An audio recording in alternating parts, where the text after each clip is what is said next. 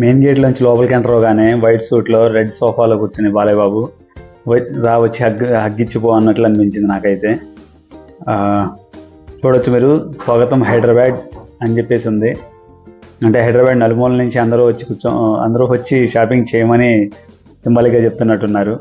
Crowd అయితే చాలా ఎక్కువ ఉందండి, సండే అవ్వటం వల్ల కావచ్చు. వాల్యూ జోన్ హైపర్ మార్ట్ చాలా పెద్దగా ఉంది. ఓకే, క్రౌడ్ చూసే ఉంటారు మీరు. ఇంత క్రౌడ్ మీరు ఎలక్షన్ బూత్ దగ్గర ఎప్పుడు కనిపించి ఉండదు మీకు. ఎలక్షన్స్ అంటే మన భవిష్యత్తు నిర్ణయించే రాజకీయ నాయకుల్ని ఎన్నుకోవడానికి 5 సంవత్సరాలకు ఒకసారి వచ్చే ఛాన్స్. దాన్ని ఈసారి nearly 40% of the people utilise చేసుకోలేదు. దానిలో కొంతమందికి హెల్త్ బాగుండకపోయి ఉండొచ్చు, ఓకే కాదంటలేదు. హెల్త్ బాగుండకో లేకపోతే ఊళ్ళో ఆ సమయానికి అక్కడ ఇంటి దగ్గర లేకపోయి ఉండొచ్చు. ఇట్లా ఏదైనా